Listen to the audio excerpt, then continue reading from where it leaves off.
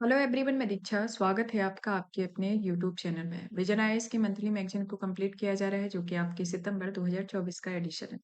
इसके अंतर्गत देखा जाए तो अभी तक हमारे 2 लेक्चर कंप्लीट हो गए हैं, जिसमें भारतीय राज्य व्यवस्था एवं शासन के टॉपिक को कंप्लीट किया। दूसरा टॉपिक आपका अंतर्राष्ट्रीय संबंधों को कंप्लीट किया गया। आज जो हमारा टॉपिक आएगा वो आएगा अर्थव्यवस्था से रिलेटेड, जो कि इसका तीसरा मेजर टॉपिक है। इस मेजर टॉपिक के अंतर्गत उसी तरीके से पढ़ेंगे जिस तरीके से हम पहले पढ़ते आ रहे हैं, कि पहले हम टॉपिक के जो सब टॉपिक है उन सब के बारे में जानेंगे, फिर एक-एक टॉपिक के डिटेल एनालिसिस करेंगे। आपने अगर इसके पहले के लेक्चर नहीं देखे हैं तो आप हमारे चैनल पर जाकर प्लेलिस्ट बनी हुई है सितंबर 2024 की मेजर आईएएस की मंथली मैगज़ीन, तो उनको देख के आप प्रत्येक मंथ के देख सकते हैं, और इसके पहले के भी जितने मंथ हैं उनको भी कंप्लीट करा दिया गया है, तो आप उनको भी देख लें। चलिए तो शुरू करते हैं। शुरू करने के पहले उसी तरीके से जिस तरीके से हम इस प्रक्रिया को शुरू करते हैं, तो पहले नंबर आपके टॉपिक बताए जाते हैं, उसके सब टॉपिक रहते हैं और ये आपको सब्जेक्ट यानी कि सेक्शन वाइज़ दिया जाता है। तो अर्थव्यवस्था के संदर्भ में हमारा टॉपिक आता है, जिसमें हमारा टॉपिक आज का है कि विकास में क्षेत्रीय असमानता, मिडिल इनकम टैक्स, वित्तीय समावेशन और प्रधानमंत्री जनधन योजना के 10 वर्ष का पूरे होना, भारत में सूक्ष्म वित्त यानी कि माइक्रो फाइनेंस सेक्टर के 50 वर्ष, राष्ट्रीय औद्योगिक गलियारा विकास कार्यक्रम, बंधावन बंदरगाह, प्रधानमंत्री ई ड्राइव योजना, स्वैच्छिक वाहन आधुनिकीकरण कार्यक्रम, खनिज सुरक्षा, भागीदारी वित्त नेटवर्क, भारत में इस्पात क्षेत्रक के बारे में, भारत का डेयरी सहकारी क्षेत्रक भी आता है। फिर आती है संक्षिप्त सुर्खियां, जैसे कि वित्तीयकरण होना, ईएसीपीएम एक वर्किंग पेपर के अनुसार 1947 के बाद खाद्य पर औसत घरेलू व्यय आधा हो गया है। Bharat startup knowledge access registry पहल पहल, प्राथमिकता प्राप्त क्षेत्र को ऋण, यूनिफाइड लेंडिंग इंटरफेस, राष्ट्रीय अवसंरचना वित्त पोषण विकास बैंक, परपेचुअल बॉन्ड का होना, विंडफॉल टैक्स, कृषि अवसंरचना कोष, एसपी सेड योजना, नागर विमानन पर दिल्ली घोषणा पत्र। तो इस तरीके से देखा जाए तो ये हमारे मेजर टॉपिक है। चलिए एक एक टॉपिक की शुरुआत करते हैं। टॉपिक में हमारा जो आता है कि क्षेत्रीय विकास में क्षेत्रीय असमानता के संदर्भ में, तो ये आपका खास तौर पे देखा जाए तो आपका यूपीएससी मेंस का टॉपिक है। तो मेंस से रिलेटेड आपका टॉपिक है, तो इससे रिलेटेड डिटेल में पढ़ते हैं और इसका एक ओवरव्यू देखते हैं कि इस पेपर से रिलेटेड क्या-क्या इसमें सर्कमस्टेंसेस दिए गए हैं। तो इसमें आता है कि जैसे कि सुर्खियों में क्यों रहा है। सुर्खियों में देखा जाए तो प्रधानमंत्री ने आर्थिक सलाहकार परिषद द्वारा भारतीय राष्ट्रीय या राज्यों का सापेक्ष आर्थिक प्रदर्शन 1960 से 61 से 2023-24 का एक वर्किंग पेपर जारी किया हुआ है। इससे प्री में भी क्वेश्चन पूछा जा सकता है, मेंस में भी क्वेश्चन तो आएगा ही, लेकिन प्री में क्वेश्चन पूछे जाने की पॉसिबिलिटी है।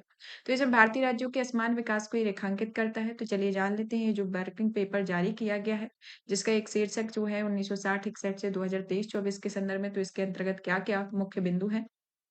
तो जिसमें पहला आता है सापेक्ष प्रति व्यक्ति आय में असमानता का होना, जो कि भारत के पश्चिमी दक्षिणी क्षेत्रों और इस मामले को बेहतर प्रदर्शन करते हैं, जिनमें दिल्ली, तेलंगाना, कर्नाटक, हरियाणा की प्रति व्यक्ति आय सबसे अधिक रही हो। दिल्ली की प्रति व्यक्ति आय राष्ट्रीय औसत का 250.80% यानी कि 2 ढाई गुना अधिक रहा है। पश्चिम बंगाल में प्रति व्यक्ति आय में गिरावट देखी गई है, जिसमें 27% से अधिक रही थी और पश्चिम बंगाल में, और इसमें जो कि एक तरीके से 1960 से 61 के दौरान ही सर्वोच्च तीसरा रहा है। और राष्ट्रीय औसत इसमें 83.7% हो गई। ओडिशा में सुधार देखने को मिला है, जिसमें प्रति व्यक्ति आय में सुधार हुआ है और यह राष्ट्रीय औसत का 55.8%, जो कि 2000 से 2001 में बढ़कर यह 2023-24 में 88.5% हो गया है। भारत का जीडीपी में दक्षिणी राज्यों का प्रभुत्व देखा गया है, जिसमें कर्नाटक, आंध्र प्रदेश, तेलंगाना, केरल और तमिलनाडु में 2023-24 में भारत के जीडीपी में 30% से अधिक का योगदान है। पश्चिम बंगाल की हिस्सेदारी जो देखी जाए 1960-61 में 10.50%, जो कि तीसरी सबसे बड़ी हिस्सेदारी अधिक रही है, जो घटकर 2023-24 में केवल 5.6% रह गई है।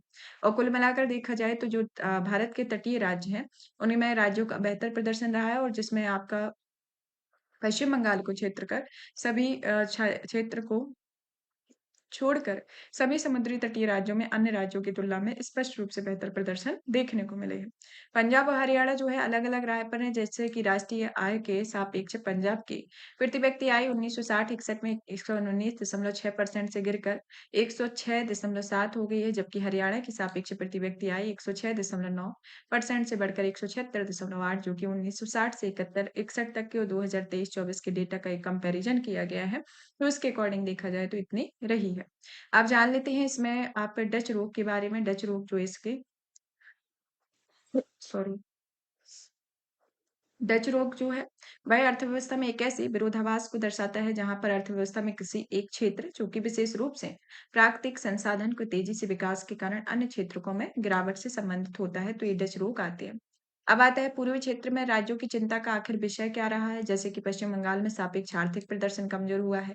वहीं बिहार में जो प्रदर्शन की स्थिति रही है पिछले 2 दशकों में यह स्थिर है और अन्य राज्यों में ये काफी पीछे है। क्षेत्रीय असमानता के पीछे जिम्मेदार कारक जैसे कि ऐतिहासिक पृष्ठभूमि को देखा जाए तो इसमें ब्रिटिश नीतियों में संसाधन संपन्न क्षेत्रों जैसे कोलकाता, मुंबई, चेन्नई में अधिक तरजीह दी गई है। भौगोलिक स्थिति को देखा जाए तो इसके दुर्गम भूभाग वाले राज्य क्षेत्रों में प्रशासन और परियोजना के कार्यक्रम लागत में बढ़े जाते हैं इसके अंतर्गत है। आर्थिक क्षेत्र के संदर्भ में देखा जाए तो यह प्राथमिक क्षेत्र की आर्थिक गतिविधियों का प्रभुत्व देखने को मिलता है, जैसे कि उदाहरण के तौर पर महाराष्ट्र और गुजरात जैसे राज्यों की प्रति व्यक्ति आय बिहार और उत्तर प्रदेश के प्रति व्यक्ति आय से अधिक है।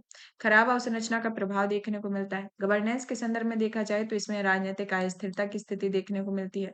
सरकारी योजनाओं की विफलता देखने को मिलती है। विकास में क्षेत्रीय असमानता के प्रभाव एवं निहितार्थ को देखा जाए तो जैसे सुरक्षा संबंधी खतरे, उदाहरण के तौर पर नक्सलवाद मुख्य रूप से उन क्षेत्रों में केंद्रित है जहां विकास कम हुआ है। राजनीतिक बिखराव देखने को मिला है, जैसे कि तेलंगाना राज्य का गठन, महाराष्ट्र में विदर्भ और असम में बोडोलैंड राज्य की मांग। बेहतर आजीविका की प्रवासन हो रही है कि उत्तर प्रदेश और बिहार में सबसे अधिक लोग प्रवास करते हों, जबकि महाराष्ट्र और दिल्ली में सबसे अधिक प्रवासी आते हैं। असंतुलन को बढ़ावा देखने को मिलता है, पर्यावरण पर प्रभाव इसके देखने को मिलता है। अब आता है विकास में क्षेत्रीय समानता को दूर करने के लिए शुरू की गई पहल, जैसे कि आपकी आकांक्षी जिला कार्यक्रम। इसका उद्देश्य देश भर में 112 सबसे कम विकसित जिलों को तीव्र सुधार लाना है। आकांक्षी ब्लॉक कार्यक्रम जिसका उद्देश्य भारत में सबसे दुर्गम और अपेक्षाकृत अविकसित ब्लॉक्स यानी कि 27 राज्यों और 4 केंद्र शासित प्रदेशों के 500 ब्लॉक्स में नागरिकों के जीवन की गुणवत्ता सुधारने के लिए गवर्नेंस में सुधार करना है। जमीनी स्तर पर उद्यमशीलता और आत्मनिर्भरता को बढ़ावा देने के लिए वोकल फॉर लोकल पहल है, जिसमें आत्मनिर्भरता की भावना को प्रोत्साहित करने और उन्हें सतत विकास की समृद्धि की ओर अग्रसर करने के लिए एबीपी के तहत इसे शुरू किया गया है। मानव संसाधन विकास के अंतर्गत देखा जाए तो इसमें प्रसव के लिए अस्पताल का कम उपयोग करने वाले राज्यों में जननी सुरक्षा योजना के तहत लाभार्थी और आशा कार्यकर्ताओं को अधिक प्रोत्साहन दिया गया है, जिससे प्रसव हेतु अस्पताल सुविधाओं में उपयोग को बढ़ावा मिले। सीमा क्षेत्र विकास कार्यक्रम देखा गया है, जिसका उद्देश्य अंतर्राष्ट्रीय सीमाओं के पास स्थित दूर दराज और दुर्गम क्षेत्रों में रहने वाले लोगों की विकास संबंधी विशेष जरूरतों को पूरा करने व उनके कल्याण को बढ़ावा देना होता है, जो कि इसके अंतर्गत शुरू की गई पहल है। अब आते हैं विकास में क्षेत्रीय समानता को दूर करने के लिए आगे की राय क्या है, जैसे कि अप्रोच में सुधार होना, कि उदाहरण के तौर पर सभी क्षेत्रों के लिए एक जैसी योजना बनाने लागू करने के बजाय अलग-अलग क्षेत्रों की विशेष आवश्यकताओं को ध्यान में रखकर यह योजना बनाई जानी चाहिए।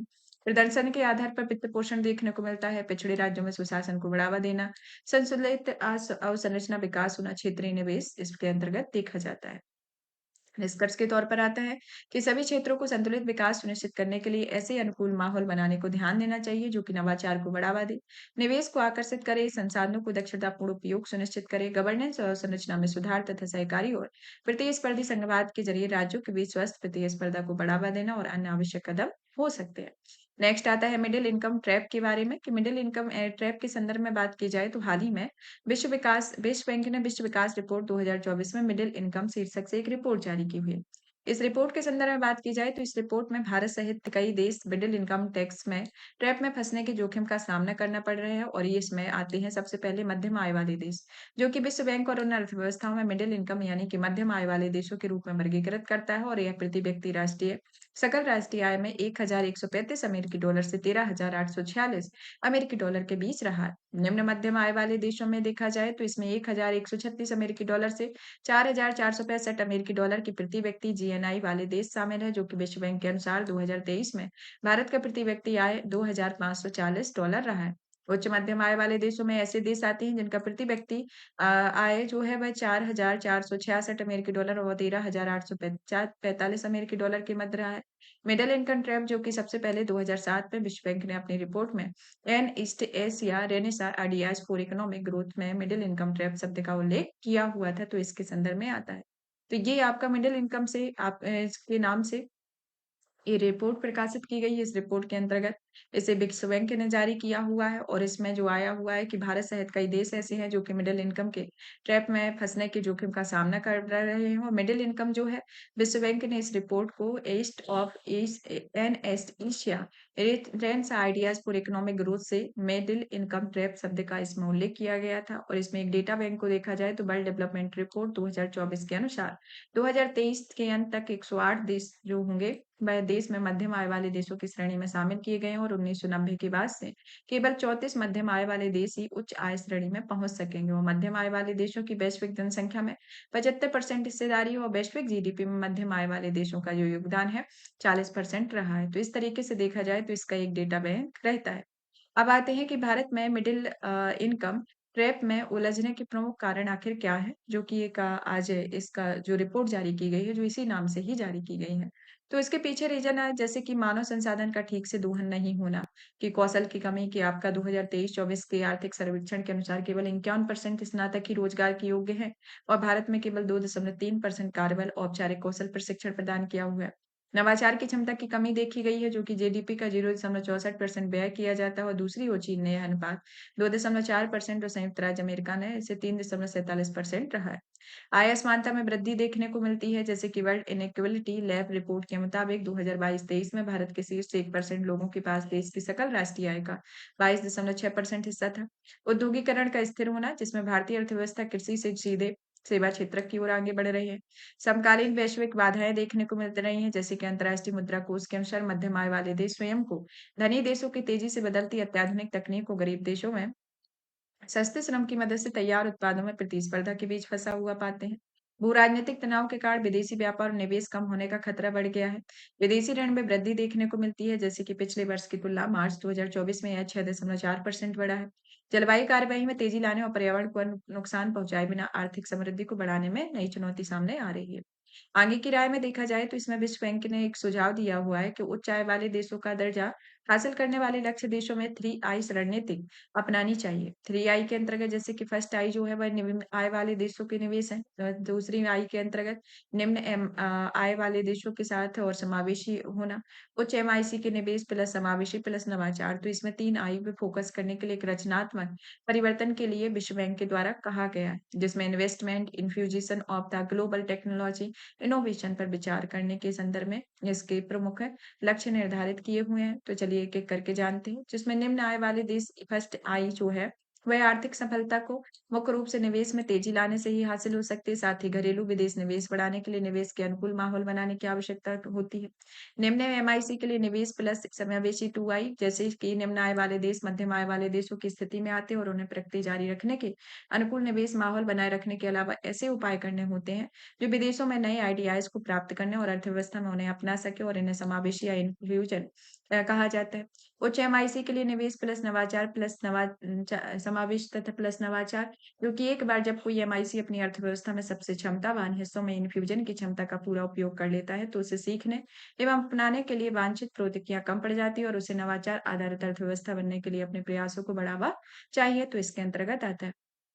अब आते हैं अन्य पहले जो शुरू की जाती है, जैसे कि मानव पूंजी के निवेश कि कुशल कार्यबल के संदर्भ में कि सामाजिक परिस्थिति में परिवर्तन के लिए महिलाओं वंचित समूह को शामिल करने पर ध्यान केंद्रित करने के लिए माध्यमिक शिक्षा और व्यावसायिक प्रशिक्षण में निवेश बढ़ाना चाहिए। अटल नवाचार मिशन राष्ट्रीय बौद्धिक संपदा अधिकार नीति 2016 जैसी पहलों में महत्वपूर्ण भूमिका है। ब्रेन गेन जो कि प्रवासी समुदायों में विशेषज्ञता का लाभ उठाने और शीर्ष विश्वविद्यालयों के साथ साझेदारी स्थापित करने पर जोर देना चाहिए।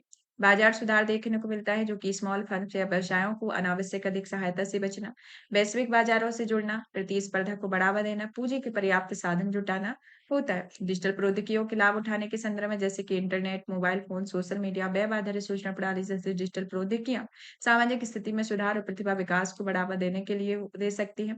उदाहरण के लिए जैसे कि आधार नंबर से तैयार डिजिटल फुटप्रिंट जैसे कि पेमेंट हिस्ट्री लोगों को ऋण प्राप्त करने और अपनी वित्तीय विश्वसनीयता साबित करने में मदद करती है। वैश्विक प्रतिकूल परिस्थितियों से निपटने के लिए उदाहरण के तौर पर जैसे कि मध्यम आय वाले देशों में निम्न कार्बन उत्सर्जन वाली आपूर्ति श्रृंखला में शामिल होना चाहिए और इनकी सफलता इस बात पर निर्भर करती है कि विकसित देश किस सीमा तक अपनी संरक्षणवादी व्यापार नीतियों को कम करते हैं। निष्कर्ष के तौर पर देखा जाए तो भारत और मध्यम आय वाले अन्य देशों में अपनी विशिष्ट परिस्थितियों और विकास के चरण के अनुरूप व्यवस्थित एवं नई नीतियों को अपनाने की आवश्यकता और वे सफलतापूर्वक प्रति व्यक्ति आय में वृद्धि कर सके और मिडिल इनकम ट्रैप से बाहर निकल सके, इसके अंतर्गत आता है। नेक्स्ट आता है वित्तीय समावेशन और प्रधानमंत्री जनधन योजना के 10 वर्ष के बारे में कि हाल ही में प्रधानमंत्री जनधन योजना की 10वीं वर्षगांठ बनाई गई है, जिसका मूल उद्देश्य भारत में वित्तीय समावेशन को बढ़ावा देना है। यह जो समावेशन है विश्व बैंक के अनुसार व्यक्तियों और व्यवसायियों के पास उपयोगी किफायती वित्तीय उत्पादों सेवाओं तक पहुंच भी वित्तीय समावेशन है, जिसमें लेन देन, भुगतान, बचत, ऋण, बीमा आदि शामिल होते हैं। सरल शब्दों में कहा जाए तो हर व्यक्ति हर व्यवसाय में बैंकिंग सुविधा, ऋण, बीमा और अन्य वित्तीय सेवाएं आसानी से और किफायती तरीके से मिले। यह वित्तीय समावेशन और इसका उद्देश्य वित्तीय सेवा से वंचित देश की आबादी का एक वित्तीय सेवाओं की पहुंच सुनिश्चित करना है, ताकि वे अपनी विकास क्षमताओं का उपयोग कर सके। वित्तीय समावेशन की इम्पोर्टेंस को देखा जाए तो पहला आता है कि ऋण नहीं मिलने की समस्या को दूर करना। यह जो है एक तरीके से मुख्य धारा को बैंकिंग संस्थाओं में औपचारिक और आवश्यक ऋण में मिलने में आम जनता की भी अपनी उद्यमिता क्षमता को उपयोग कर सकते हैं या सूक्ष्म लघु मध्यम उद्यमों को बैंकों से ऋण लेने में मदद करते हैं। बचत की आदत को बढ़ावा देना, देश में पूंजी निर्माण को बढ़ाने के लिए मदद करना, समावेशी विकास सुनिश्चित करना, सब्सिडी वितरण में खामियों को दूर करना, सतत विकास लक्ष्यों की प्राप्ति में सहायक होना है। वित्तीय समावेशन की समक्ष चुनौतियां जैसे कि मांग पक्ष कारक आम लोगों पर, आपूर्ति पक्ष कारक बैंक आदि पर, डिजिटल सेवाओं और अवसंरचना की कमी जो कि सभी लोगों में डिजिटल सेवाओं की पहुंच नहीं है, मोबाइल कनेक्टिविटी सभी क्षेत्रों और लोगों तक समान पहुंच से नहीं पहुंच सकती और इससे विशेष रूप से दूरस्थ क्षेत्रों में अक्सर बिजली आपूर्ति में व्यवधान देखा जाता है। बेनामी की बाधा है जो कि नो योर कस्टमर का सख्ती से पालन करने की अनिवार्यता करने में बेनामी की चुनौतियां निम्न आय वाले व्यक्तियों के लिए वित्तीय सेवाओं का लाभ उठाने में समस्या पैदा करती है।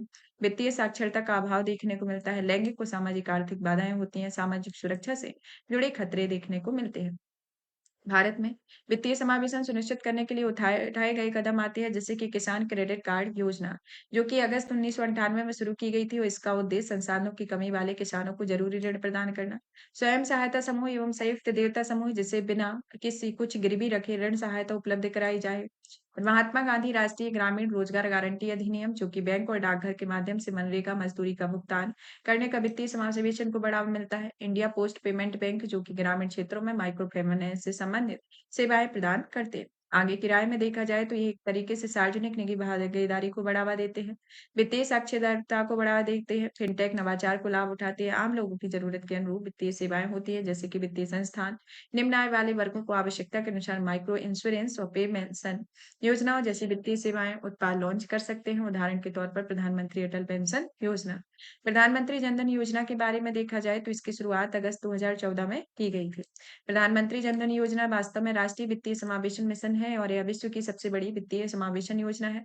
इसका उद्देश्य प्रत्येक भारतीय के लिए बुनियादी बचत बैंक खाता, रेमिटेंस, ऋण, बीमा, पेंशन जैसी वित्तीय सेवाओं की किफायती दर पर उपलब्ध करवाना होता है। यह केंद्रीय वित्त मंत्रालय के अंतर्गत कार्य करता है। इसकी मुख्य विशेषताएं जैसे कि इसके 6 स्तंभ दिए गए हैं।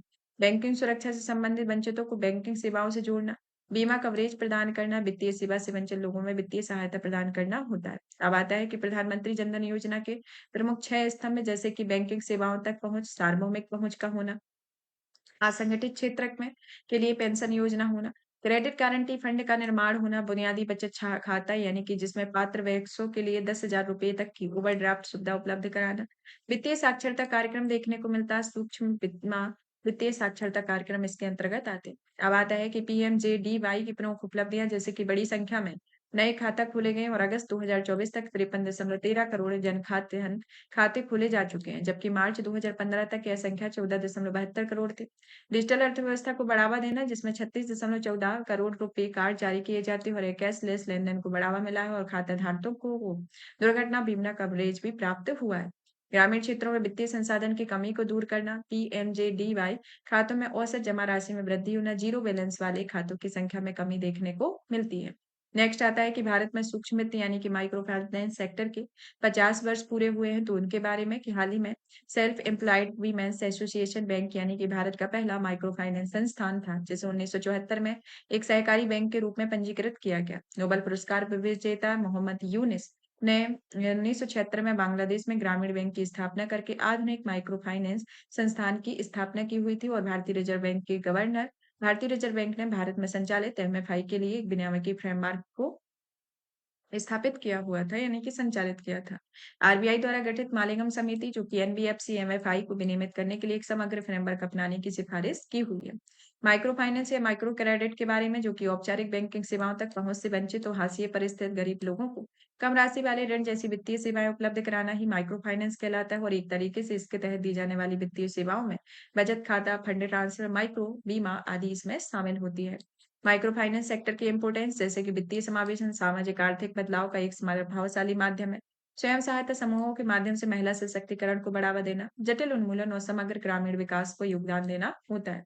माइक्रो फाइनेंस सेक्टर से जुड़ी चुनौतियां जैसे कि एमएफआई को उच्च ट्रांजैक्शन लागत वहन करना पड़ता है, जिसका मुख्य कारण एमएफआई की बड़ी संख्या में कम राशि वाले ऋणों को सेवाएं प्रदान करना है। बिना कोलेट्रोल के ऋण जैसे कि कुछ गिरवी रखे ऋण के डूबने का खतरा बना रहता है। एमएफआई के उच्च दर पर फंड मिलता है जिसमें वित्तीय संस्थानों पर निर्भर करते हैं और इसमें उच्च ब्याज दर को चुकाते हैं और यह प्राप्त ऋण लागत बन जाते हैं। अन्य चुनौतियों में देखा जाए तो ऋण लेने वाले व्यक्तियों के लिए वित्तीय और डिजिटल साक्षरता का अभाव, साहूकारों का निर्भरता इसके अंतर्गत रहता है। भारत में माइक्रो फाइनेंस को बढ़ावा देने के लिए सरकार द्वारा उठाए गए कदम जैसे कि एसएचजी बैंक लिंकेज प्रोग्राम जिसका उपयोग स्वयं सहायता समूह को ऋण वितरण में वृद्धि करना है, साथ ही इसके तहत आय सृजन न करने वाली गतिविधियों के बजाय उत्पादक गतिविधियों में ऋण देने पर बल दिया जाता है। प्रधानमंत्री मुद्रा योजना जिसका उद्देश्य वाणिज्यिक बैंकों, एनबीएफसी के आदि के जरिए गैर कोऑपरेट गैर कृषि क्षेत्रों में सूक्ष्म लघु उद्योग में 10 लाख रुपए की ऋण उपलब्ध कराया जाता है और इस मुद्रा योजना के अंतर्गत शिशु तरुण किशोर वे श्रेणी में से वर्गीकृत किया गया। तरुण के अंतर्गत देखा जाए तो इसमें ऋण के पुनर्भुगतान के लिए केंद्रीय बजट 2024 में ऋण प्राप्ति के लिए मौजूदा 10 लाख रुपए की सीमा बढ़ाकर 20 लाख रुपए कर दी गई। नेक्स्ट आता है राष्ट्रीय औद्योगिक गलियारा विकास कार्यक्रम के बारे में कि हाल ही में केंद्रीय मंत्रिमंडल ने राष्ट्रीय औद्योगिक गलियारा विकास कार्यक्रम के 12 नए औद्योगिक नोड्स यानी कि शहरों की मंजूरी दी है।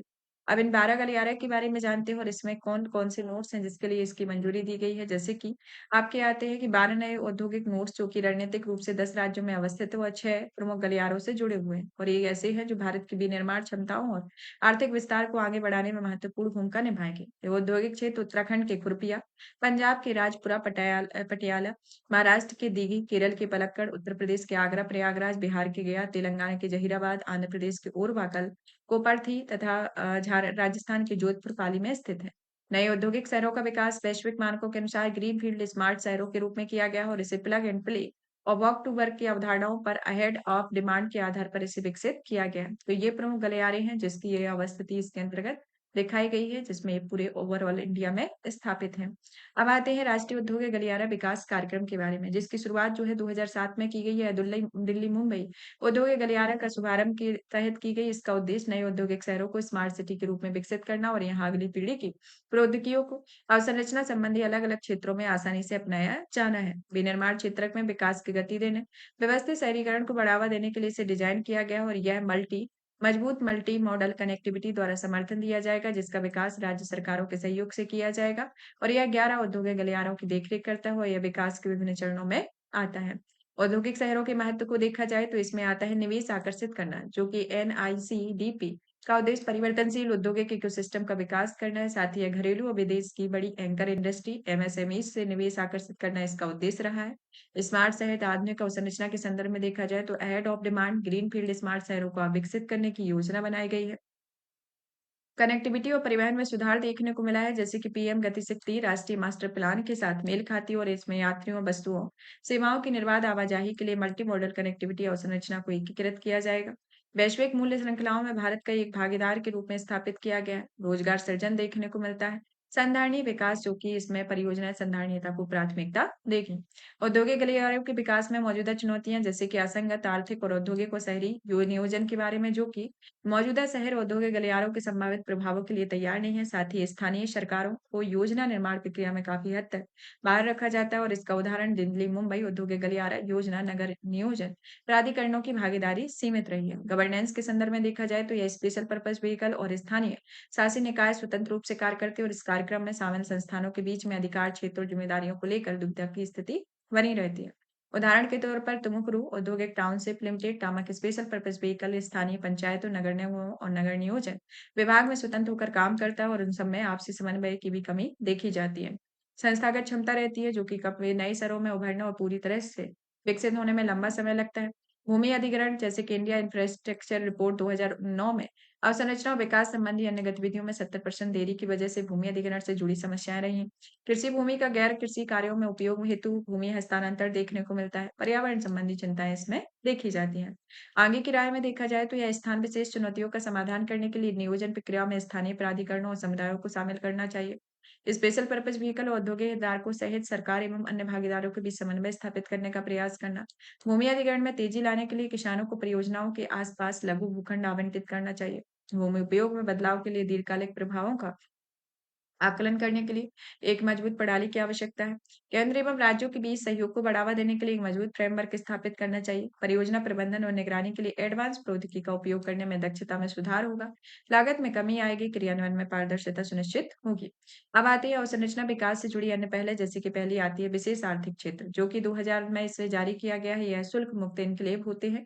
इसमें स्थापित उद्योगों के कच्चे माल के लिए आयात लाइसेंस की आवश्यकता नहीं होती और उन्हें कर और अन्य लाभ भी प्रदान किए जाते हैं। राष्ट्रीय निवेश विनिर्माण क्षेत्र, जो कि विकसित भूखंड होते हैं और यह विश्व स्तरीय विनिर्माण गतिविधि को बढ़ावा देने के लिए एक अनुकूल परिवेश का उपलब्ध कराए जाते हैं। इसमें औद्योगिक पार्क एक विशिष्ट भौगोलिक क्षेत्र होता है, जिसमें विशेष रूप से औद्योगिक के विकास और संचालन के लिए इसे तैयार किया जाता है।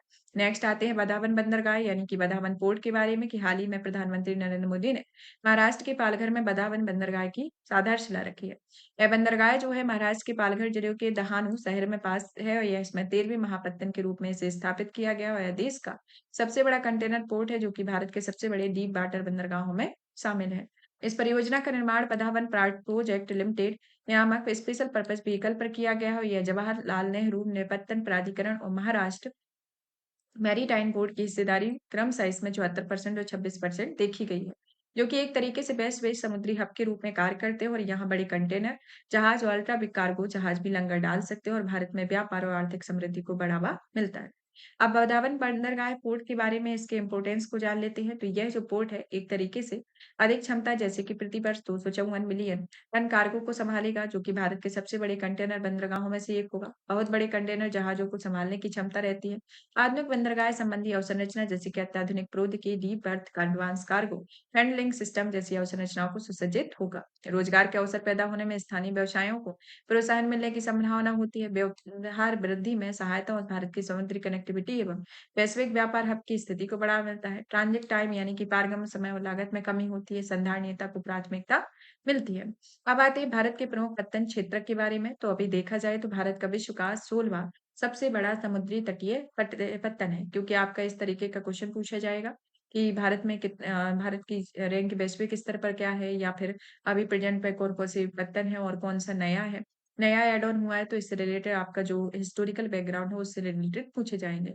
तो अभी प्रेजेंट में देखा जाए तो भारत की जो मात्रा है उसमें उसकी दृष्टि से लगभग 95%, व्यापार और मूल्य की दृष्टि से लगभग 70% व्यापार समुद्री व्यापार के माध्यम से किया जाता है। विश्व के लॉजिस्टिक परफॉर्मेंस इंडेक्स के अनुसार अंतर्राष्ट्रीय शिपमेंट श्रेणी में भारत 22वें स्थान पर है। यह टर्न अराउंड टाइम 0.9 दिन है और यह संयुक्त राज्य अमेरिका, ऑस्ट्रेलिया, सिंगापुर की तुलना में बेहतर है। भारतीय बंदरगाह या पत्तन क्षेत्र दो भागों में विभाजित किया गया है, जिसमें महापत्तन और लघु पत्तन आते हैं और वर्तमान में भारत में 12 महापत्तन है, जिसमें 13वां बदामन, 14वां लेथिया गैलेथिया है, जो कि 200 से अधिक इसमें लघु पत्तन है। भारत के बड़े बंदरगाहों के नियंत्रण में, जैसे कि पत्तन पोत परिवहन राजमार्ग मंत्रालय के पास है, जिसमें 12 महापत्तन बड़े बंदरगाह हैं, जैसे कि Chennai port, Cochin port, Deendayal port, Jawaharlal Nehru port, Kolkata port, Mormugao port, Mumbai port, New Mangalore port, Paradip port, Visakhapatnam port, VO, Chidambaranar port यानी कि तूतीकोरन और कामराजार पोर्ट लिमिटेड इसके अंतर्गत आते हैं। अब जान लेते हैं एक डिफरेंशिएशन यानी कि तुलनात्मक अध्ययन को जान लेते हैं कि बड़े बंदरगाह या महापत्तन में और लघु बंदरगाह या पत्तन में क्या डिफरेंशिएशन होता है। तो महापत्तनों का प्रशासन जो है वह केंद्र सरकार द्वारा किया जाता है। लघु पत्तन का जो प्रशासन है राज्य सरकार द्वारा किया जाता है। महापत्तनों का विनियमन संचालन योजना निर्माण महापत्तन प्राधिकरण अधिनियम 2021 के तहत किया गया और लघु पत्तन भारतीय पत्तन अधिनियम 1908 के तहत शासित है। महापत्तनों के संचालन संबंधित महापत्तन प्राधिकरण द्वारा लैंड लॉर्ड मॉडल के आधार पर किया जाता है। यह एक तरीके से पोर्ट अथॉरिटी विनियामक की संस्था और लैंड लॉर्ड भूस्वामी के रूप में कार्य करती है। निजी कंपनियां बंदरगाह का संचालन करती हैं। ये पत्तन जो है राज्य विभागों और राज्य समुद्री बोर्ड द्वारा संचार विनियमित किए जाते हैं। इसमें महापत्तनों के निजी क्षेत्र की भागीदारी, जैसे कि रियायत समझौते के माध्यम से विशेष परियोजना के लिए अनुमति दी जाती है। रियायत अवधि समाप्ति के बाद परिपत्र संपत्ति महापत्तन प्राधिकरण को सौंप दी जाती है।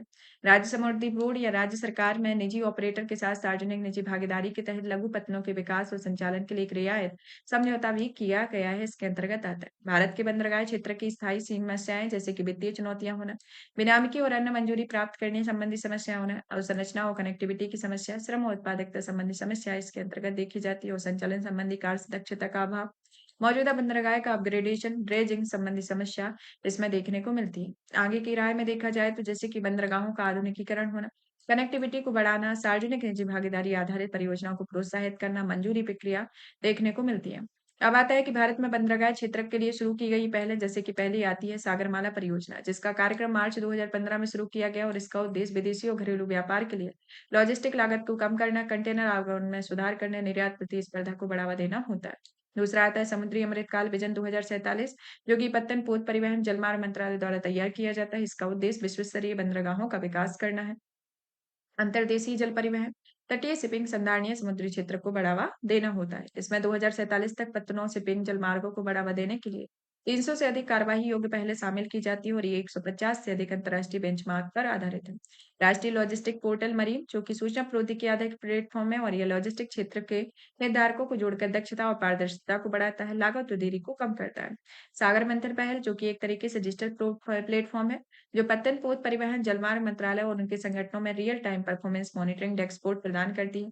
सागर सेतु एक तरीके से मोबाइल ऐप है जो कि रियल टाइम आधार पर बंदरगाह संचालन, निगरानी, जहाज, कार्गो, कंटेनर, वित्त और बेनामी प्राधिकरण से जुड़े डेटा प्राप्ति के आसान बनाकर ईज ऑफ डूइंग बिजनेस को बढ़ाता है। तो इस तरीके से देखा जाए तो भारत के बंदरगाह के लिए शुरू की गई ये प्रमुख पहल होती है। अब आते हैं गैलेथिया बंदरगाह के बारे में। अभी हमने बदावन बंदरगाह के बारे में पढ़ा, तो गैलेथिया बंदरगाह की कनेक्टिविटी किस तरीके से और इसका रणनीतिक अवस्थिति क्या है, इसके बारे में जान लेते हैं। कि केंद्र सरकार ने भारतीय पत्तन अधिनियम 1908 की धारा 5 द्वारा प्रदत्त शक्तियों का प्रयोग करते हुए गैलेथिया खाती को महापत्तन के रूप में अधिकृत किया हुआ है, इनके अधिसूचित किया है। यह एक तरीके से इंटरनेशनल कंटेनर ट्रांसशिपमेंट पोर्ट के रूप में निर्मित किया गया है और भारत का 14वां महापत्तन बड़ा बंदरगाह रहा है। ट्रांसशिपमेंट पोर्ट वास्तव में एक ऐसा हब या स्थान होता है जहां पर कार्गो को एक जहाज से दूसरे जहाज पर स्थानांतरित किया जाता है ताकि उसे उसके गंतव्य स्थान पर पहुंचाया जा सके। अंडमान निकोबार द्वीप समूह गैलिथिया खाड़ी में आईसीटीपी के इम्पोर्टेंस को देखा जाए तो इसका आर्थिक महत्व जो है वो एक तरीके से आयात निर्यात को सुविधाजनक बनाने में मदद करता है और अंतर्राष्ट्रीय परिवहन मार्ग पर स्थित है यह। रणनीतिक महत्व जो है वह ट्रांसमेंट मलक्का जल संधि में चोक पॉइंट और यूरोप, अफ्रीका, एशिया को जोड़ने वाला पूर्व पश्चिम पूर्व परिवहन मार्ग के निकट स्थित होता है। नेक्स्ट आते हैं प्रधानमंत्री ई ड्राइव योजना के बारे में कि केंद्रीय भारी उद्योग मंत्रालय ने प्रधानमंत्री electric drive revolution in innovative vehicle enhancement योजना को अधिसूचित किया है। पीएम ई ड्राइव योजना भारत में faster adoption and manufacturing of electric vehicle 2015 और फेम सेकंड 2019 जैसे पहले कार्यक्रमों पर आधारित है। इलेक्ट्रिक मोबिलिटी प्रमोशन स्कीम 2024 को इसे शामिल किया गया है। जुलाई 2024 में इलेक्ट्रिक टू व्हीलर और इलेक्ट्रिक थ्री व्हीलर वाहनों को तेजी से अपनाने के लिए ईएमपीएस 2024 को लॉन्च किया गया है। इसके अंतर्गत आता है पीएम ई ड्राइव योजना के बारे में, जिसका उद्देश्य इलेक्ट्रिक वाहनों की खरीद पर अग्रिम आर्थिक प्रोत्साहन प्रदान करके ऐसे वाहनों को अपनाने में तेजी लाना है, साथ ही ईवीज के आवश्यक चार्जिंग इंफ्रास्ट्रक्चर की सुविधा प्रदान करना है। पर्यावरण पर परिवहन के प्रभाव को कम करना, वायु गुणवत्ता में सुधार करने के लिए इलेक्ट्रिक वाहनों के उपयोग को बढ़ावा देना इसका उद्देश्य है। फंड आवंटन जो कि है 10,900 करोड़ रुपए, योजनावधि 2024 से 26 होती है। इसका लक्ष्य जो है electric two wheeler, electric three wheeler, electric बसों के उपयोग को प्रोत्साहित करता है। इलेक्ट्रिक फोर व्हीलर के लिए 22,100 फास्ट चार्जिंग पॉइंट, ई बसों के लिए 1,800 फास्ट चार्जिंग पॉइंट, ई टू व्हीलर या थ्री व्हीलर के लिए 48,400 फास्ट चार्जिंग पॉइंट की स्थापना की गई। इसका नोडल मंत्रालय भारी उद्योग मंत्रालय है और इस परियोजना की समग्र निगरानी, मंजूरी, कार्यान्वयन के लिए भारी उद्योग मंत्रालय के सचिव की अध्यक्षता में परियोजना कार्यान्वयन और मंजूरी समिति का गठन किया गया है, जो कि एक अंतर मंत्रालय अधिकार प्राप्त समितियां होती हैं। मांग प्रोत्साहन हेतु पात्र वाहनों की श्रेणियों के बारे में, जैसे कि दोपहिया वाहन, इलेक्ट्रिक व्हीकल, तिपहिया वाहन यानी कि पंजीकृत, ई रिक्शा, ई गाड़ियां और L5 श्रेणियां सहित आती हैं। ई एम्बुलेंस जैसे कि इलेक्ट्रिक प्लग एंड हाइब्रिड व स्ट्रॉन्ग हाइब्रिड होता है। ई ट्रक और अन्य नई उभरती इलेक्ट्रिक वाहनों की श्रेणियां इसके अंतर्गत आती हैं। आर्थिक प्रोत्साहन को प्राप्त करने हेतु अर्हता प्राप्त करने के लिए वाहनों को केंद्रीय मोटर वाहन नियम 1989 के तहत मोटर वाहन के रूप में पंजीकृत होना चाहिए। इसमें एडवांस बैटरी प्रौद्योगिकी से लैस और योजना के तहत निर्धारित अन्य मानदंडों को पूरा करना पड़ता है।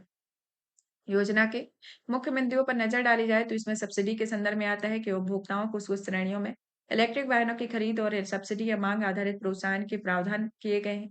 प्रस्तावित प्रोत्साहन के अंतर्गत जैसे कि बैटरी क्षमता यानी कि किलोवाट घंटे में मापा गया ऊर्जा कंटेंट है जो कि ई 2W और ई 3W श्रेणियों में वित्त वर्ष 2024-25 में ₹5,000 किलो वाट से वित्त वर्ष 2025-26 में ₹2,500 प्रति किलोवाट निर्धारित किया गया है। इसके अंतर्गत आता है पूंजीगत परिसंपत्तियों के निर्माण में योगदान जैसे कि ई बसें, इलेक्ट्रिक वाहन, पब्लिक चार्जिंग स्टेशनों के नेटवर्क की स्थापना करना, चिन्हित टेस्टिंग एजेंसियों को अपग्रेडेशन होता है। शुरुआत में ईवी पीसीएस को चयनित शहरों जिसमें ईवी को अपनाने की दर मुंबई, दिल्ली, बेंगलोर जैसे देश के 9 बड़े शहर और चयनित राजमार्ग स्थापित किए गए हैं। इसमें केंद्रीय विद्युत मंत्रालय ने इलेक्ट्रिक वाहन चार्जिंग इंफ्रास्ट्रक्चर की स्थापना, संचालन के दिशा निर्देश 2024 के अनुसार की गई है। जैसे कि सकल लागत अनुबंधित मॉडल एक तरीके से एक प्रकार का खरीद मॉडल होता है जो बस का स्वामित्व, संचालन और रख-रखाव सेवा प्रदाताओं बस सेवाओं द्वारा एक विशिष्ट दर पर कॉन्ट्रैक्ट पीरियड के लिए किया जाता है और यह प्राधिकरण सेवा प्रदाता को प्रतिस्पर्धात्मक निविदा प्रक्रिया के जरिए पहले से तय प्रति किलोमीटर शुल्क भुगतान करना होता है। इसके अंतर्गत आता है अन्य महत्वपूर्ण विशेषताएं जैसे कि मूल उपकरण विनिर्माताओं और ईवी चार्जिंग इंफ्रास्ट्रक्चर या पब्लिक चार्जिंग स्टेशन को सरकारी सहायता हेतु पात्र होने के लिए चरणबद्ध विनिर्माण कार्यक्रम का पालन करना होगा।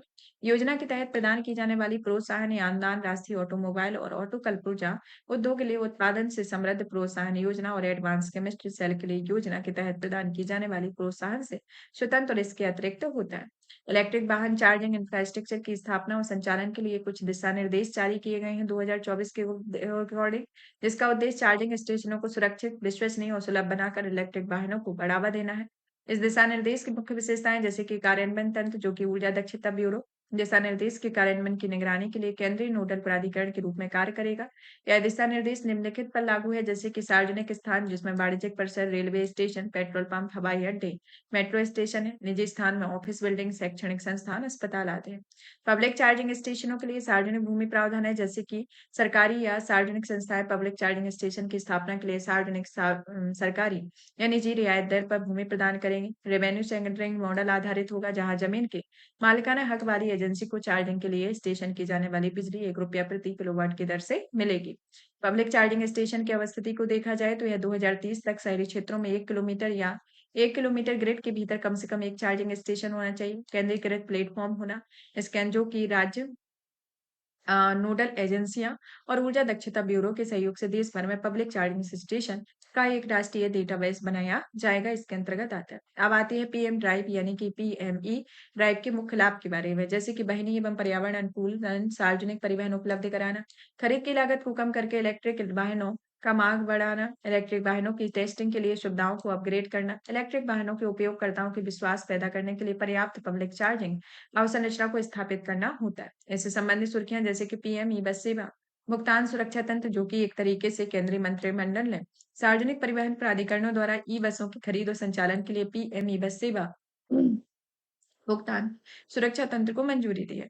योजना की मुख्य विशेषताएं जैसे कि योजना वित्त वर्ष 2024-25 से वित्त वर्ष 2028-29 में 38,000 से अधिक इलेक्ट्रिक बसों का परिचालन शुरू करने का समर्थन करेगी। इसमें तारीख से 12 साल तक की अवधि में आर्थिक समर्थन दिया जाएगा।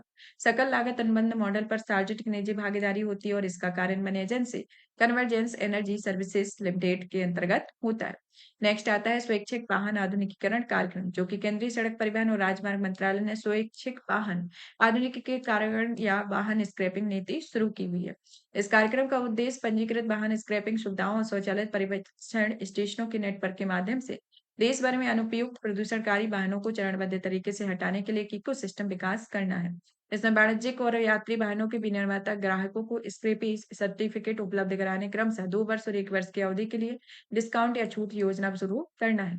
इसके पहले 2021 में वाहन स्क्रैपिंग नीति की घोषणा की गई और इसका उद्देश्य 15 से 20 साल तक से अधिक पुराने वाहनों को चरणबद्ध तरीके से खटकों को हटाना है ताकि वायु प्रदूषण को कम किया जा सके, सड़क सुरक्षा में सुधार किया जा सके और वाहनों की बिक्री को बढ़ावा दिया जा सके। स्वैच्छिक वाहन आधुनिकीकरण कार्यक्रम में मुख्य बिंदुओं पर नजर डाली जाए जैसे कि सर्कुलर इकोनॉमी इसका उद्देश्य रिसाइकलिंग की बढ़ावा देकर कच्चे माल की खपत करने के संदर्भ में आता है जो कि ऑटोमेटिक क्षेत्र में सर्कुलर इकोनॉमी को बढ़ावा देते हैं। फिटनेस टेस्ट में फेल होने वाले वाहनों में स्क्रैप कर दिया जाता है।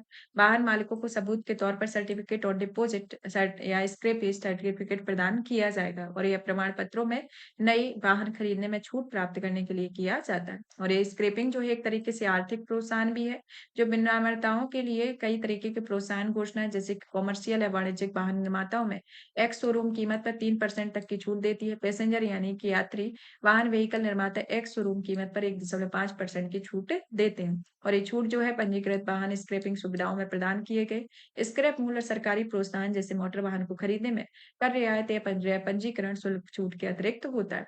स्वैच्छिक वाहन या आधुनिकीकरण कार्यक्रम एक तरीके से पहला आता है वाणिज्यिक वाहन, जो कि वाहनों के पंजीकरण फिटनेस प्रमाण पत्र की वैधता से जुड़ा हुआ है। यह पहले 8 वर्षों तक हर 2 वर्ष में फिटनेस परीक्षण किया जाता है, इसके बाद हर साल फिटनेस परीक्षण किया जाता है। निजी वाहन जो कि पहला पंजीकरण 15 वर्षों के लिए वैध है। 15 वर्षों के बाद पंजीकरण में नवीनीकरण के लिए वैध फिटनेस प्रमाण पत्र प्रदान करना आवश्यक होता है, जो नवीनीकरण में 5 वर्षों के लिए वैध हुआ। वाहनों के लिए स्वचालित परीक्षण स्टेशनों के माध्यम से फिटनेस अनिवार्य होगी, जिसमें 1 अप्रैल 2023 को भारी वाणिज्यिक वाहनों के लिए केवल स्वचालित परीक्षण स्टेशनों के माध्यम से फिटनेस परीक्षण अनिवार्य करने का प्रस्ताव किया गया है। 1 जून 2024 को कई चरणों में निजी वाहनों के साथ-साथ वाणिज्यिक वाहनों में अन्य सभी वर्गों के लिए स्वचालित परीक्षण स्टेशनों के माध्यम से फिटनेस परीक्षण अनिवार्य करने का प्रस्ताव किया गया है, इसके अंतर्गत आता है। अब आते हैं पुराने वाहनों और स्क्रैप करने के महत्व के बारे में, जिसमें एनवायरनमेंट जो कि पुराने वाहनों की तकनीक सामान्यतः पुरानी हो चुकी होती है और इसकी दक्षता ईंधन बहुत कम है और इस कारण पुराने वाहनों से कार्बन डाइऑक्साइड, नाइट्रोजन ऑक्साइड और पार्टिकुलेट मैटर जैसे प्रदूषकों का उत्सर्जन अधिक होता है। आर्थिक महत्व देखने को मिलता है, सर्कुलर इकोनॉमी, सड़क सुरक्षा नियमों का पालन होता है।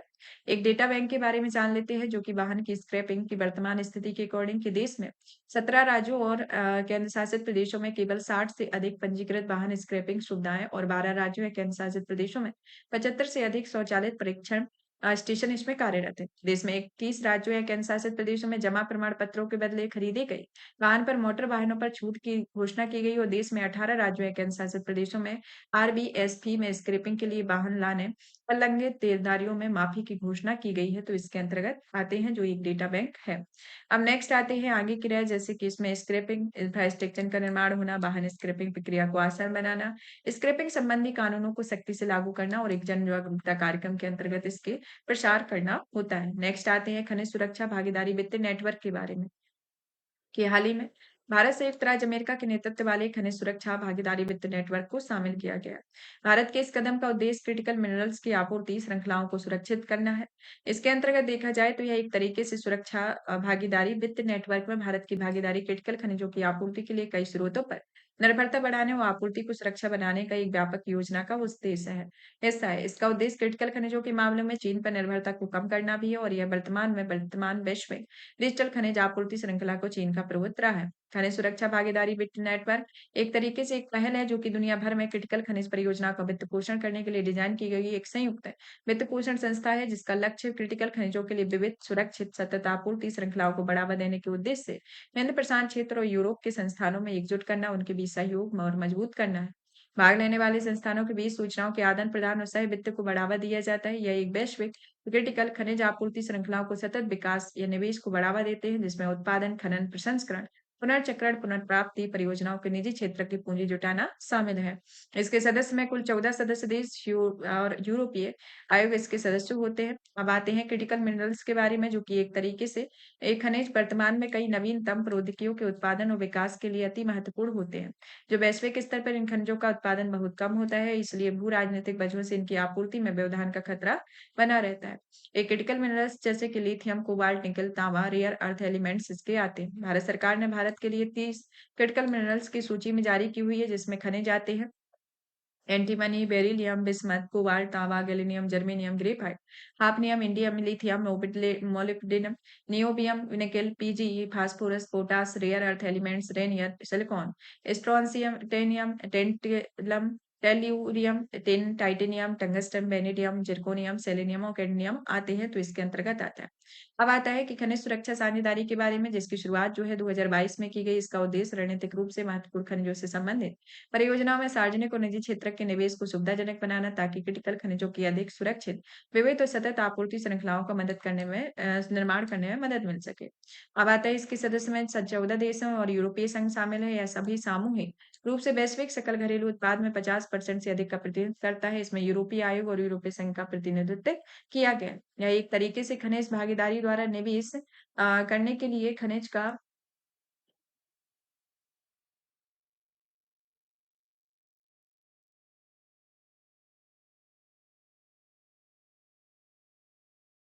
सदस्य देशों की परियोजना तक इसमें सीमित नहीं है। अब आते हैं नेक्स्ट की ओर, जैसे कि महत्वपूर्ण क्रिटिकल खनिजों के महत्व के बारे में, कि आर्थिक, जैसे कि दूरसंचार क्षेत्र में देखा जाए तो ये एक तरीके से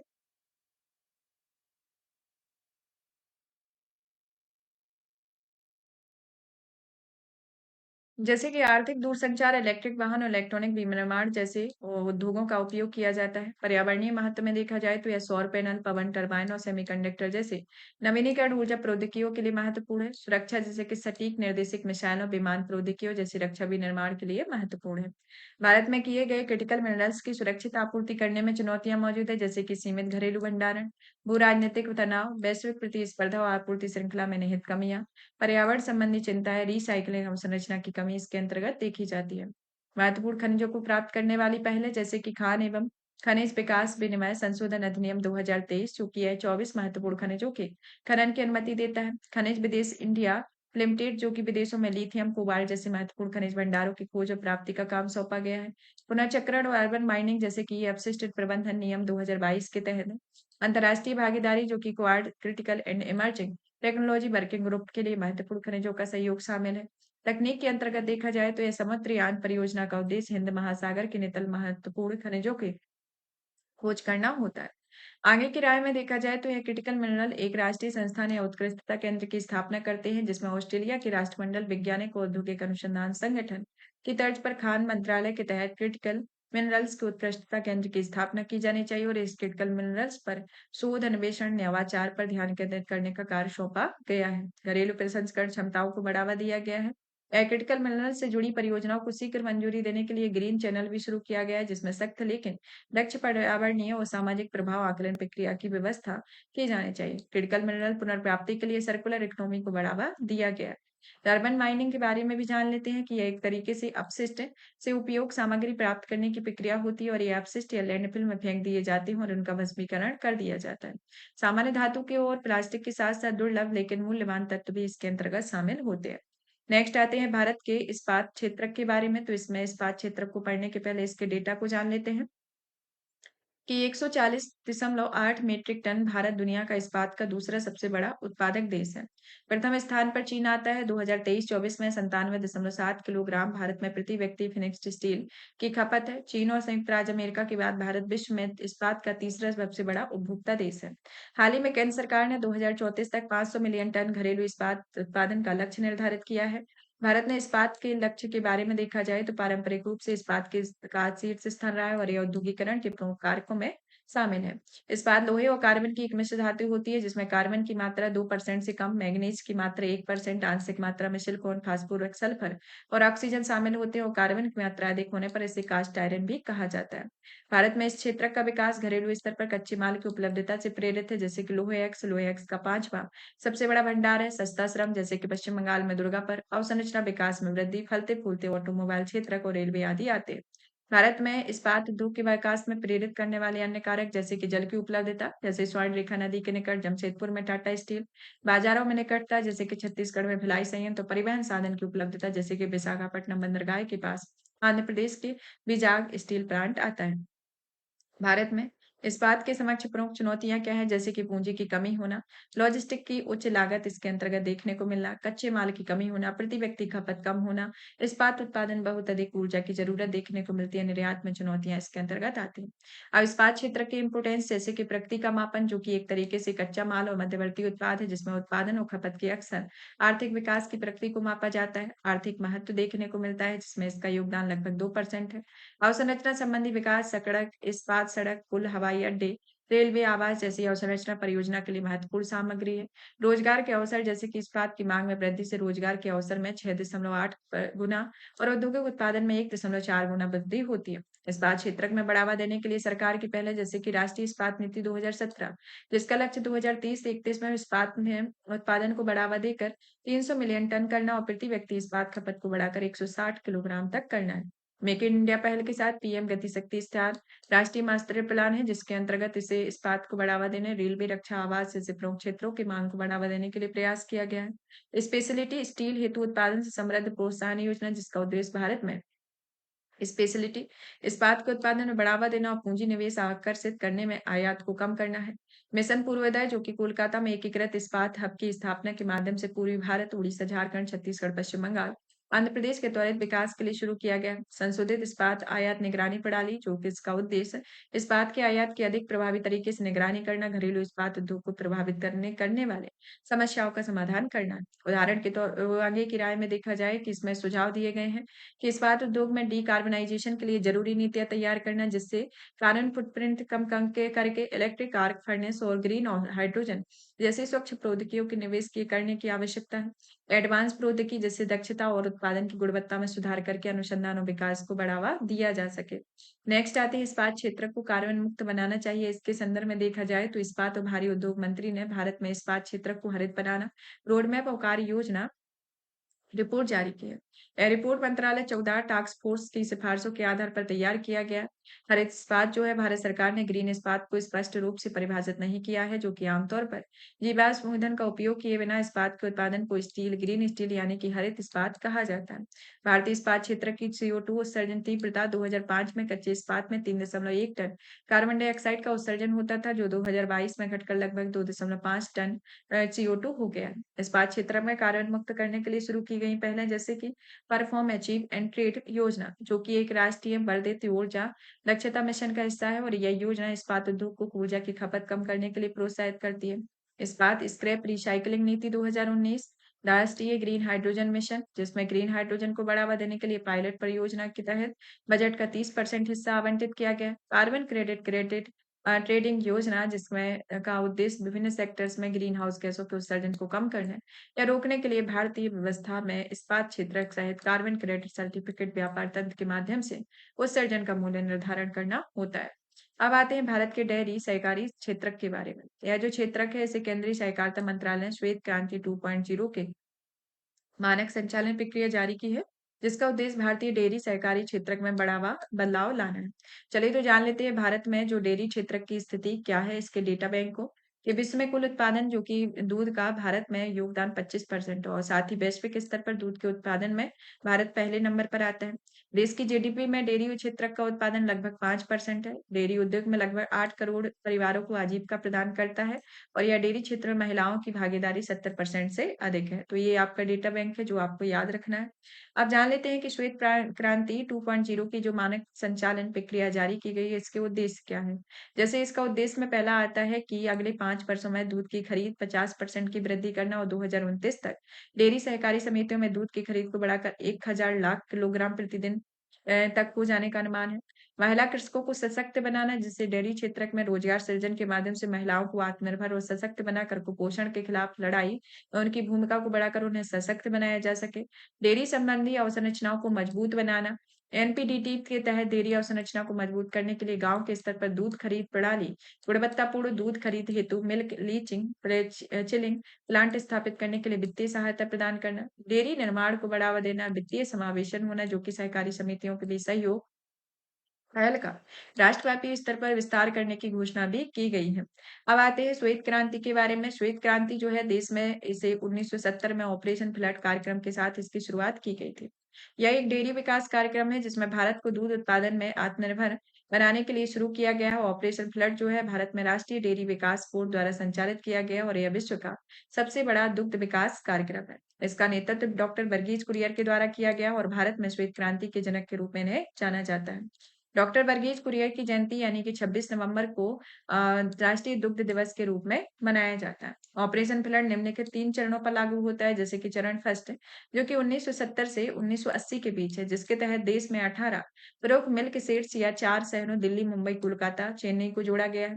चरण सेकंड, जो कि 1981 से 1985 में शुरू हुआ, जिससे 43,000 ग्राम सहकारी समितियों की स्थापना की गई और इसमें दूध पाउडर का उत्पादन 22,000 टन से बढ़कर 1,40,000 टन हो गया।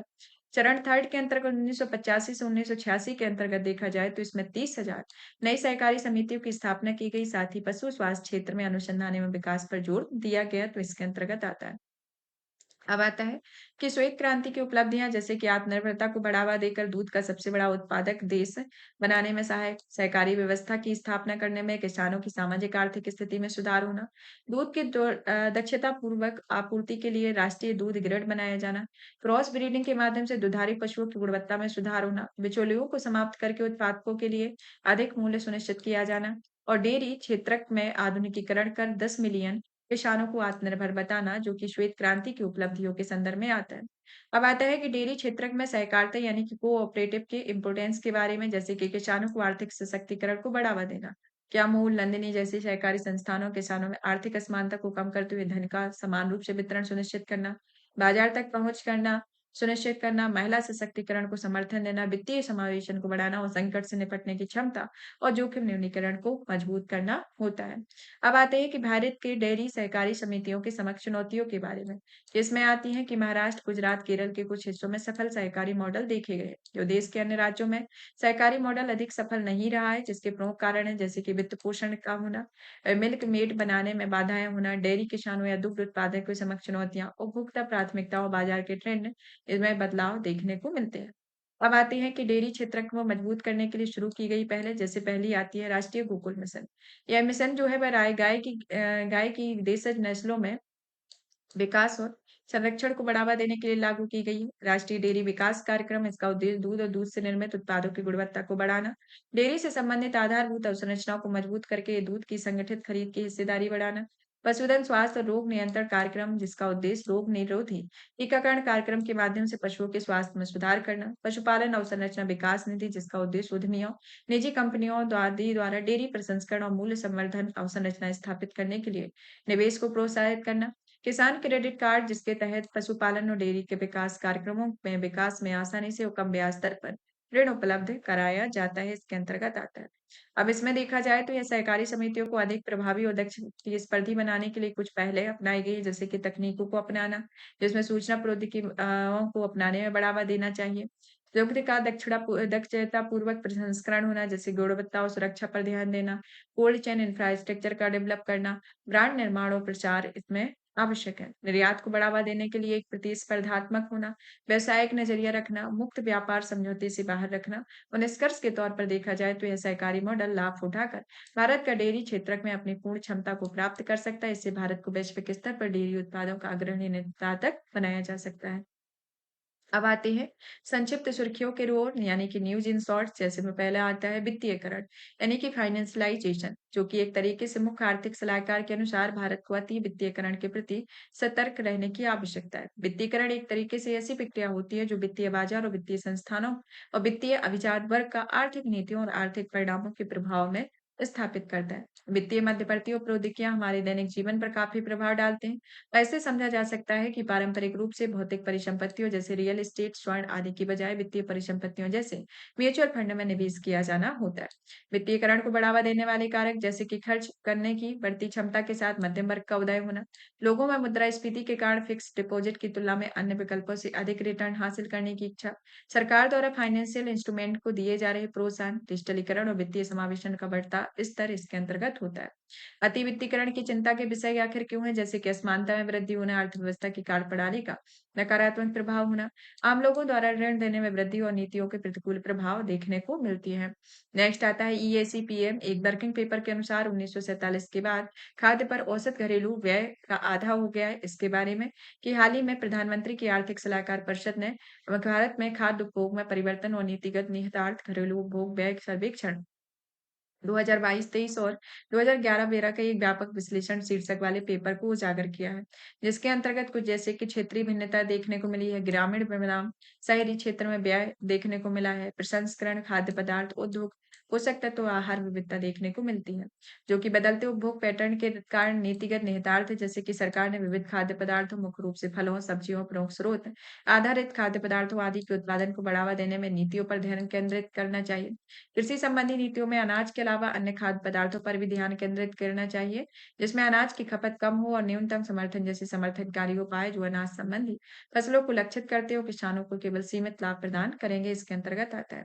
नेक्स्ट आता है Bharat startup knowledge access registry पहल यानी कि भास्कर पहल के बारे में।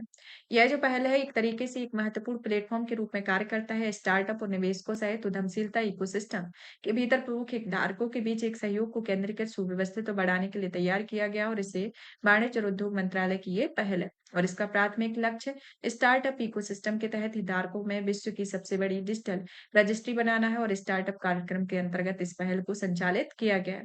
भास्कर की मुख्य विशेषताएं जैसे कि नेटवर्किंग और सहयोग में यह भास्कर प्लेटफॉर्म स्टार्टअप निवेशक सलाहकारों और अन्य हितधारकों के बीच अंतराल को समाप्त करेगा। इससे अलग अलग क्षेत्रों को समेकित अंतरक्रिया संभावित हो, संसाधनों की केंद्रीकृत पहुंच होगी, व्यक्तिगत पहचान बनाना, खोज क्षमता को बढ़ावा देना और भारत के ग्लोबल ब्रांड का प्रदर्शन करना होता है। स्टार्टअप को मान्यता देने के लिए पात्रता मानदंड जिसकी अवधि व्यवसाय को उसके निगमन तारीख से 10 वर्ष तक की अवधि तक स्टार्टअप माना जाएगा। इसका स्वरूप स्टार्टअप को प्राइवेट लिमिटेड कंपनी या लिमिटेड लायबिलिटी पार्टनरशिप के रूप में पंजीकृत होना, टर्नओवर जो कि पिछले किसी भी वित्तीय वर्ष में 100 करोड़ रुपए के या अधिक का टर्नओवर नहीं होना चाहिए, इसके अंतर्गत आता है। स्टार्टअप के लिए शुरू की गई पहले जैसे कि नीति आयोग द्वारा अटल इनोवेशन इंक्यूबेशन सेंटर, डीपीआईआईटी द्वारा स्टार्टअप इंडिया यानी कि mark mentorship advisory assistance resilience and development portal का होना, स्टार्टअप के लिए फंड योजना इसके अंतर्गत विकसित करना होता है। भारत का स्टार्टअप इकोसिस्टम के बारे में जान लेते हैं, जो कि भारत में विश्व का तीसरा सबसे बड़ा स्टार्टअप इकोसिस्टम है, जो कि 1,46,000 से अधिक डीपीआईआईटी यानी कि स्टार्टअप इकोसिस्टम मान्यता प्राप्त स्टार्टअप है। यह उद्योग संवर्धन और आंतरिक व्यापार विभाग किसी भी व्यवसाय में एक स्टार्टअप के रूप में मान्यता देता है। अब आते हैं प्राथमिकता प्राप्त क्षेत्र को ऋण के बारे में। कि प्रायोरिटी सेक्टर लेंडिंग जो एक तरीके से आरबीआई ने प्रायोरिटी सेक्टर लेंडिंग के लिए भारत का अनुभव शीर्षक से एक स्टडी रिपोर्ट जारी की है। अभी इस मंथ का जो ये आया हुआ है, इसमें आपने देखा होगा कि ज्यादातर रिपोर्ट पेपर ही जारी किए गए। इस रिपोर्ट पेपर में क्या-क्या दिया गया है, तो उसके कुछ ही पॉइंट को याद रखना है, पूरे पॉइंट याद नहीं रखना है। तो जैसे कि आता है कि पीएसएल जो है वह 1972 में औपचारिक रूप से जारी किया गया ताकि ऐसे क्षेत्रों से ऋण प्राप्त की सुविधा मिल सके। ऋण लेने के लिए पात्र तो होते हैं लेकिन इन्हें औपचारिक वित्तीय संस्थानों में ऋण प्राप्त करने में असमर्थ है। पहला आता है इसमें बेहतर परिस्थिति संपत्ति गुणवत्ता, विशिष्ट पीएसएल सेगमेंट में बैंक ऋण में बढ़ोतरी होना, पीएसएल संबंधी लक्ष्य प्राप्त करना इसके अंतर्गत आता है। प्राथमिकता प्राप्त क्षेत्र में ऋण जय के बारे में जिसका उद्देश्य समाज में कमजोर वर्गों और अविकसित क्षेत्रों में ऋण तक पहुंच सुनिश्चित करना है। इसका लक्ष्य बैंकों को अपने समायोजित निवल बैंक ऋण और या ऑफ बैलेंस शीट एक्सपोजर के ऋण के समान राशि का एक हिस्सा पीएसएल के रूप में अनिवार्य रूप से आवंटित करना होगा और इसका लक्ष्य अलग-अलग बैंकों के लिए अलग-अलग है। अनुसूचित वाणिज्यिक बैंकों और 20 या अधिक शाखाओं वाले विदेशी बैंकों के लिए 40%, क्षेत्रीय ग्रामीण बैंक और लघु बैंकों के लिए 75% होता है। शहरी सरकारी बैंकों को वित्त वर्ष 2024-25 में पीएसएल सेगमेंट में 65% ऋण आवंटित करना होगा और यह वित्त वर्ष 2025-26 से बढ़ाकर इसे 75% करना होगा। प्राथमिकता प्राप्त क्षेत्र के तहत शामिल श्रेणियां जैसे कृषि, सूक्ष्म लघु मध्यम उद्यम, निर्यात ऋण, शिक्षा, आवास, सामाजिक अवसंरचना, नवीनीकरण ऊर्जा और इसमें अन्य शामिल होते हैं। नेक्स्ट आते हैं यूनिफाइड लैंडिंग इंटरफेस के बारे में। यह एक तरीके से ऐसी टेक्नोलॉजी का प्लेटफॉर्म है जो बाधा रहित ऋण उपलब्ध कराएगा और यह ऋणदाता के लिए विविध डेटा सेवा प्रदाताओं से डिजिटल सूचना निर्बाध और सहमति आधारित प्रवाह सुगम हो जाएगा और इसमें सूचनाओं में अलग-अलग राज्यों के भू अभिलेख भी शामिल है। इसमें common and standardised application programming interface होगा जो कि प्लग एंड प्ले अप्रोच के पर डिजाइन किया गया है। यूएलआई के लाभ जो ऋण लेने वाले व्यापक दस्तावेजीकरण की आवश्यकता के बिना ऋण के लिए एक निर्बाध वितरण और त्वरित समय सीमा का लाभ प्राप्त करने के लिए सक्षम बनाएगा और यह कृषि और एमएसएमई क्षेत्रों के लिए ऋण समस्या का समाधान करेगा। नेक्स्ट आते हैं राष्ट्रीय अवसंरचना वित्त पोषण और विकास बैंक के बारे में, जो एक तरीके से केंद्र सरकार ने कंपनी अधिनियम 2013 के तहत सार्वजनिक वित्तीय संस्थान के रूप में इसकी स्थापना की हुई है। यह केवल उन पीएफआई के रूप में अधिसूचित किया गया है जो केंद्रीय और राज्य अधिनियम के तहत स्थापित हो जिनमें कम से कम 50% पेड अप कैपिटल केंद्र या राज्य सरकार के पास हो। राष्ट्रीय अवसंरचना वित्त पोषण और विकास बैंक, जो कि 2021 में इसकी स्थापना राष्ट्रीय अवसंरचना वित्त पोषण और विकास बैंक अधिनियम 2021 के द्वारा की गई थी। यह केंद्र विकास वित्तीय संस्थान के रूप में इसे स्थापित किया गया और इसकी स्थापना भारत में दीर्घकालिक नॉन रिकोर्स और अवसंरचना वित्त पोषण के विकास के समर्थन करने के लिए की गई है और यह बॉन्ड और डेरिवेटिव बाजारों का विकास भी शामिल है। अब आता है परपेचुअल बॉन्ड के बारे में, जो कि हाल ही में नियमों के बदलाव के साथ भारत का पहला अतिरिक्त टीयर 1 परपेचुअल बॉन्ड जारी किया गया है, जो कि एक बदलाव परपेचुअल बॉन्ड को अधिक आकर्षित करना बनाने में किया गया। परपेचुअल बॉन्ड, जो कि एक तरीके से धन जुटाने के साधन होते हैं, जो सामान्य बॉन्ड के विपरीत इनकी कोई परिपक्वता अवधि नहीं होती है।